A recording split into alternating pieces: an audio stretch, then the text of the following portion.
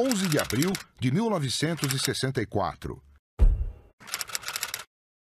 O Congresso Nacional elegeu o general Humberto de Alencar Castelo Branco como presidente da República com 361 votos.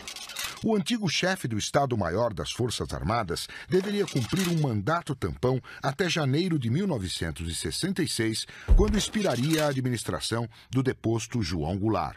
As eleições indiretas foram previstas 2 dias antes, em 9 de abril, data escolhida pelo Comando Supremo da Revolução para baixar o primeiro dos atos institucionais que caracterizariam a ditadura militar.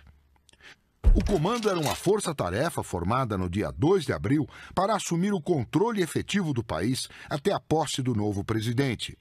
Nele estavam o general Arthur da Costa e Silva, pelo Exército, o brigadeiro Francisco Assis Correia Melo, pela Aeronáutica, e o vice-almirante Augusto Redmacher, pela Marinha.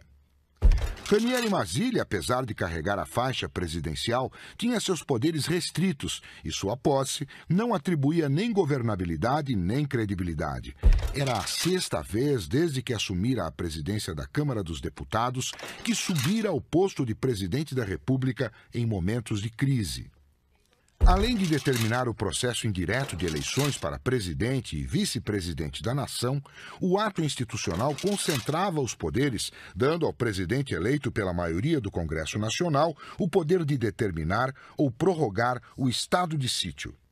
Também concentrava no presidente da República a decisão sobre alteração de gastos governamentais, suspendia por 6 meses as garantias constitucionais de estabilidade e permitia ao Estado caçar direitos políticos de opositores à ordem geral e prender civis e militares acusados de subversão e crimes contra o Estado sem mandado e sem direito a habeas corpus. Já no dia 4 de abril, em intensa reunião entre o Comando Supremo da Revolução, outros militares e governadores como Adhemar de Barros, Carlos Lacerda e Magalhães Pinto, surgia o nome do general Castelo Branco como indicação unânime entre militares e políticos.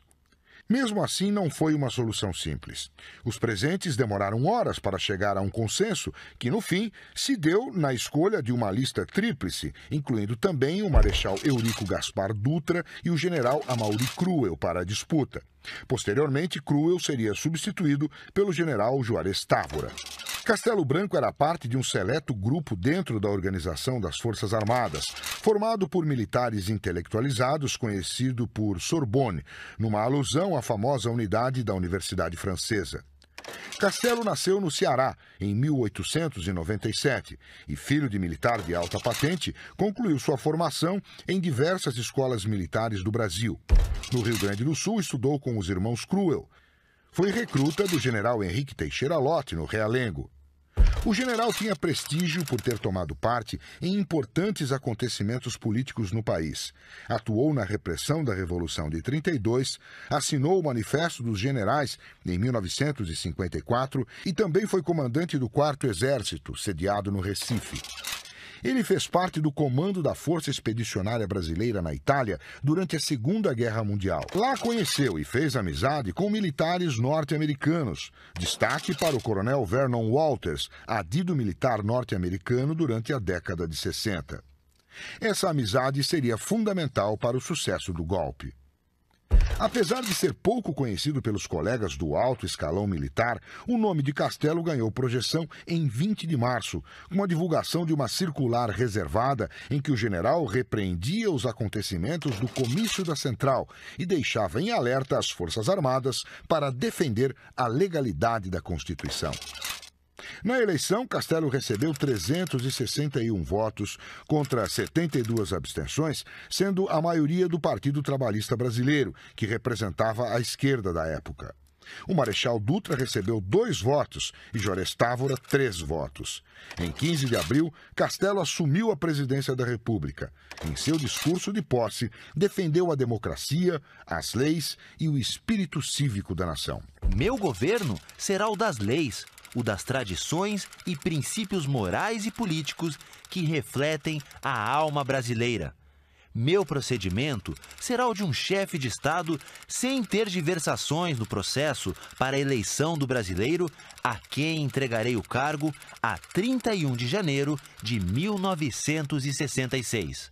Farei o quanto em minhas mãos estiver para que se consolidem os ideais do movimento cívico da nação brasileira nestes dias memoráveis de abril, quando se levantou unida, esplêndida de coragem e decisão, para restaurar a democracia e libertá-la de quantas fraudes e distorções a tornavam irreconhecível. Não através de um golpe de Estado, mas por uma revolução que, nascida nos lares, ampliada na opinião pública e nas instituições e decisivamente apoiada nas Forças Armadas, traduziu a firmeza das nossas convicções e a profundidade das nossas concepções de vida. Nossa vocação é a liberdade democrática, governo da maioria com a colaboração e respeito das minorias. Humberto de Alencar Castelo Branco ficou no poder até março de 67. Morreu logo depois, em julho, em um acidente aéreo. 13 de junho de 1964. Foi criado o Serviço Nacional de Informações. O objetivo do SNI era assessorar o presidente da República e montar um estado de vigilância sobre o sistema político e a sociedade. O órgão foi criado e chefiado por Golbery do Couto e Silva, que teve seu nome aprovado para o cargo pelo Senado. Ele tomou posse no dia 25 de junho.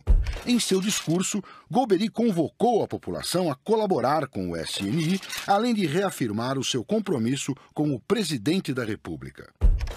Entendo que o Serviço Nacional de Informações deva ser uma janela aberta de par em par aos influxos dos mais sutis da opinião pública nacional, no pensamento e ao sentir de nosso povo, desde os mais longínquos rincões da pátria, de modo a acolhê-los todos, a registrá-los e analisar, fornecendo a cada momento ao excelentíssimo senhor Presidente da República e seus auxiliares de administração uma estimativa adequada da situação nacional. No fim, chamou o SNI de Ministério do Silêncio, já que o público não teria acesso às investigações. Será bem como que um Ministério do Silêncio. Em compensação, buscará afirmar-se como órgão capaz de ver, de auscultar e de interpretar com serenidade e isenção.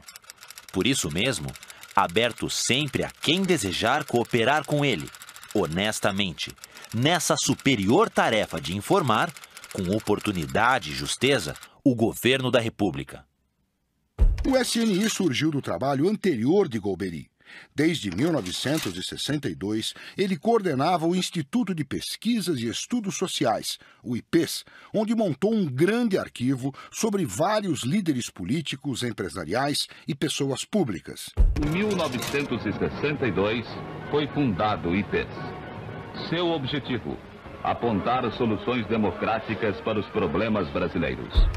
O IPES foi um dos eixos da conspiração que depôs o presidente João Goulart, articulando várias lideranças e entidades a partir de um projeto social e econômico que tinha como filosofia o desenvolvimento com segurança. Golbery ficou importante dentro do novo governo. Como chefe do SNI, tinha todas as prerrogativas de um ministro de Estado. O Serviço Nacional de Informações só respondia ao presidente da República.